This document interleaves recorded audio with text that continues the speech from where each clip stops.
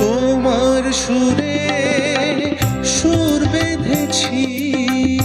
লড়াই থেকে সাফল্যের শিখরে বীরভূমের সুমন আজ সোনু নিগমের আশীর্বাদ ধন্য। স্বপ্ন দেখার কোনো সীমানা থাকে না, আর সেই স্বপ্নকে বাস্তব করার অদম্য জেদ থাকলে প্রতিকূলতাও হার মানতে বাধ্য। এর এক উজ্জ্বল দৃষ্টান্ত বীরভূমের সিউড়ির সাধারণ পরিবারের সন্তান সুমন মুখার্জি। আজ তিনি কেবল এক স্বনামধন্য সঙ্গীত শিল্পীই নন, বরং খোদ ভারত শ্রেষ্ঠ গায়ক সোনু নিগমের পরম স্নেহভাজন। সিউড়ির এক অত্যন্ত সাধারণ পরিবারে সুমনের বড় হয়ে ওঠা। ঘরে অসুস্থ দাদা এবং বাবা মায়ের অভাবের সংসার, কিন্তু সঙ্গীত ছিল সুমনের রক্তে। মা নিজে গায়িকা হতে চেয়েছিলেন, কিন্তু পরিস্থিতি তা হতে দেয়নি। নিজের সেই অধরা স্বপ্ন তিনি বুনে দিয়েছিলেন ছেলের মধ্যে। চরম অভাবের মধ্যেও মা কষ্ট করে সুমনের জন্য একটি হারমোনিয়াম কিনে দেন, যা ছিল সুমনের সঙ্গীত যাত্রার প্রথম সোপান। সুমনের পথ চলা মসৃণ ছিল না। শৈশবে বহু মানুষের উপহাস ও নেতিবাচক মন্তব্য শুনতে হয়েছে তাকে, কিন্তু দমে না গিয়ে তিনি সঙ্গীতকেই নিজের ধ্যান জ্ঞান করেন। 2016 সালে রবীন্দ্রভারতী বিশ্ববিদ্যালয়ের প্রবেশিকা পরীক্ষায় দ্বিতীয় স্থান অধিকার করে তিনি কলকাতায় আসেন। এরপর আর তাকে পিছনে ফিরে তাকাতে হয়নি। স্নাতকে ফার্স্ট ক্লাস, স্নাতকোত্তর ফার্স্ট ক্লাস ফার্স্ট, বিশ্ববিদ্যালয়ে 7ম স্থান। সমাবর্তন অনুষ্ঠানে রাজ্যপালের হাত থেকে রাজেন্দ্রলাল বন্দ্যোপাধ্যায় স্মৃতি পুরস্কার এবং আচার্য উদয়ভূষণ ভট্টাচার্য স্মৃতি পুরস্কার লাভ করেন। শৈশব থেকেই সুমনের আদর্শ ছিলেন কিংবদন্তি গায়ক সোনু নিগম। ভাগ্যের চাকা ঘোরে তখন, যখন স্বয়ং সোনু নিগম সুমনের গানে মুগ্ধ হয়ে তার ভিডিও সোশ্যাল মিডিয়ায় 30 বার শেয়ার করেন। শুধু তাই নয়, ব্যক্তিগতভাবে 2 বার সুমনের সঙ্গে দেখা করে তাকে আশীর্বাদ প্রদান করেন সোনু নিগম। এছাড়াও রূপকুমার রাঠোর, জিৎ গাঙ্গুলি এবং রেখা ভরদ্বাজের মতো নক্ষত্ররাও সুমনের গায়কির প্রশংসা করেছেন। সুমনের কণ্ঠের জাদু কেবল দেশের গণ্ডিতে সীমাবদ্ধ থাকেনি। আকাশ আটে সুপারস্টার রিয়ালিটি শোতে এপিসোড উইনার, আইআইটি মাদ্রাজ আন্তর্জাতিক কনফারেন্সে 27টি দেশের বিজ্ঞানীদের সামনে সঙ্গীত পরিবেশন। জার্মানির প্রখ্যাত বিজ্ঞানী ডক্টর পিয়ার ফিশার নিজে হাতে লিখে সুমনকে শুভেচ্ছা বার্তা পাঠিয়েছেন। সুমন মুখার্জির এই জীবনযুদ্ধ প্রমাণ করে যে মেধা এবং পরিশ্রম থাকলে অতি সাধারণ ঘর থেকেও সাফল্যের এভারেস্টে পৌঁছানো সম্ভব। রবীন্দ্রভারতী বিশ্ববিদ্যালয়ের শিক্ষক শিক্ষিকা থেকে শুরু করে আপামর সঙ্গীতপ্রেমী মানুষ আজ সুমনের এই সাফল্যে গর্বিত। আগামী দিনে তিনি বাংলা তথা ভারতীয় সঙ্গীতকে আরও সমৃদ্ধ করবেন, এটাই সকলের প্রত্যাশা। বীরভূমের সিউড়ি থেকে ইনামুল ভূঁইয়ার স্পেশাল রিপোর্ট, নিউজ 10 বাংলা। আমার সঙ্গীত জীবনের শুরুটা যেভাবে হয়েছিল সেটা হচ্ছে আমার মায়ের হাত ধরে। আমার মায়ের প্রচণ্ড ইচ্ছা ছিল গান গাওয়ার এবং গান শেখার, কিন্তু কোনো কারণে, অনেক কিছু কারণে সেটা মায়ের হয়ে ওঠেনি, যার জন্য মা আমাকে হারমোনিয়াম নিয়ে আনেন এবং আমাদের বীরভূমের সিউড়ির মাস্টারমশাই আমার শ্রদ্ধেয় শ্রী উৎপল রয়ের হাত ধরে আমার সঙ্গীতের তালিম শুরু হয়। এবং গান গাওয়ার অনুপ্রেরণা বলতে পারেন আমার জীবনের, যাকে দেখে আমি প্রচণ্ড ইন্সপায়ার্ড হয়েছি জীবনে এবং যাকে শুনে দেখে আমার মনে হয়েছে আমি গান নিয়েই এগোবো, তিনি হচ্ছেন নান আদার দেন সোনু নিগমজি, যাকে আমি আমার সঙ্গীত জীবনের ভগবান আদর্শ মনে করি এবং তার প্রতি আমার ভালোবাসা অগাধ এবং শ্রদ্ধা অপরিসীম। তো এটাই হচ্ছে আমার অনুপ্রেরণা এবং শেখার কাহিনী। ছোট বয়স থেকেই আমি বললাম যে আমার প্রিয় শিল্পী হচ্ছেন সোনু নিগমজি। এছাড়াও আমি অনেকের গান শুনে মানে অনেক কিছু শিখেছি। সোনু নিগমজির কাছ থেকে তো প্রচুর কিছু শিখেছি এবং আমার গায়কিতে সেগুলো আমি করার চেষ্টা করে থাকি।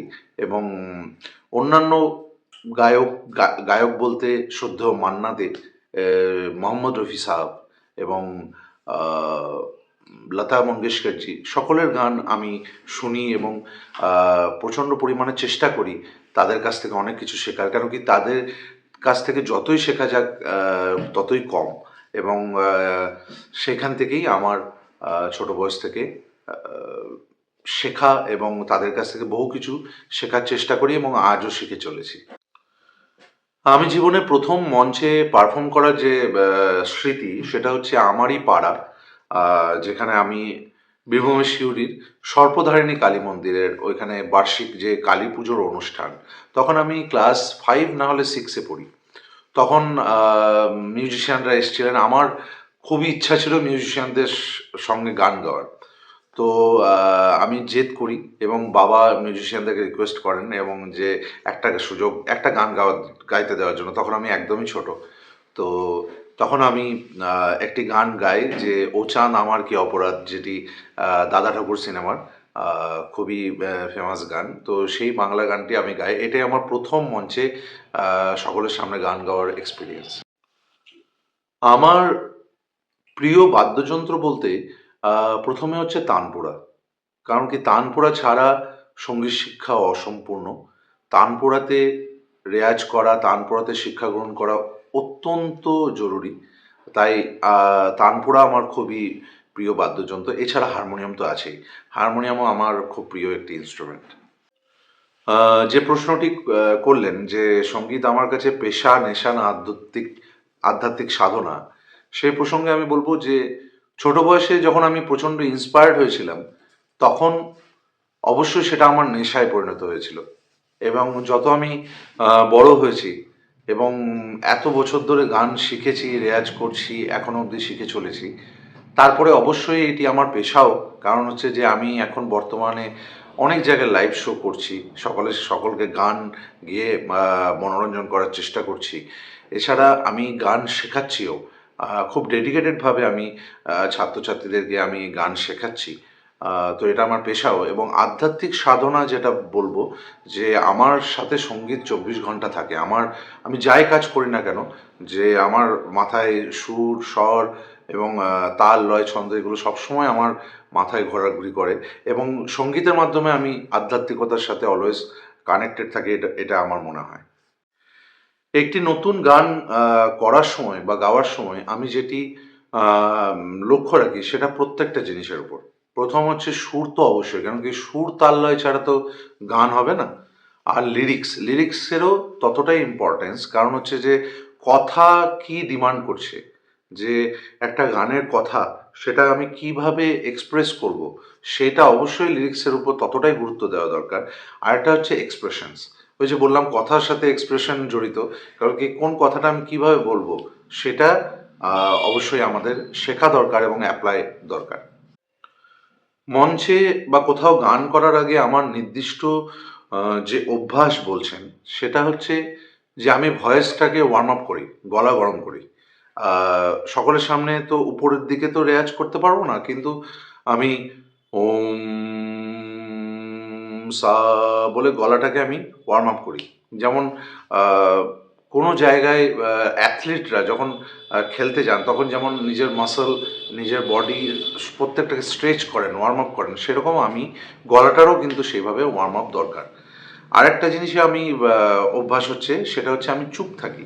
গান গাওয়ার আগে আমি ১ ঘন্টা ১.৫ ঘন্টা চুপ থাকি এবং কি গাইবো এবং কিভাবে গাইবো সেগুলো আমি একটু ক্যালকুলেশন করি।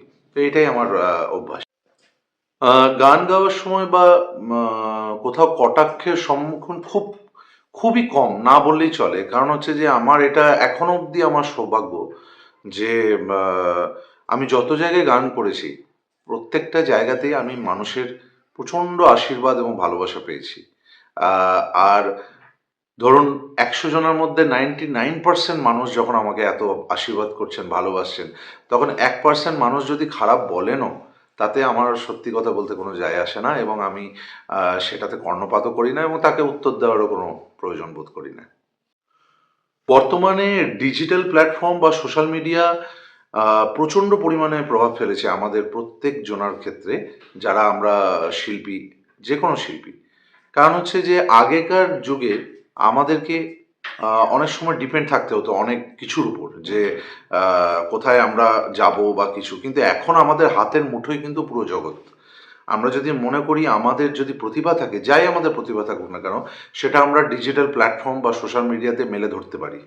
এবং একটু ধৈর্য রেখে যদি আমরা কাজ করি সোশ্যাল মিডিয়াতে, তাহলে আমার ব্যক্তিগতভাবে মনে হয় যে মানুষ সেই কাজকে অবশ্যই ভালোবাসবে এবং ধীরে ধীরে মানুষের অগাধ ভালোবাসা পাওয়া যাবে। প্রশ্ন করলেন যে কোন কিংবদন্তি শিল্পীর সাথে আমি ডুয়েট গাইতে চাইবো। তো আমার সত্যিকারে বলছি, আমার প্রচণ্ড স্বপ্ন যে আমি আমার ভগবান সোনু নিগমজির সাথে আমি একবার ডুয়েট গাইবো। একজন প্রিয় শিল্পী, খুব প্রিয় শিল্পী, তিনি হচ্ছে শ্রেয়া ঘোষাল। ওনার সাথেও আমার করার ইচ্ছা।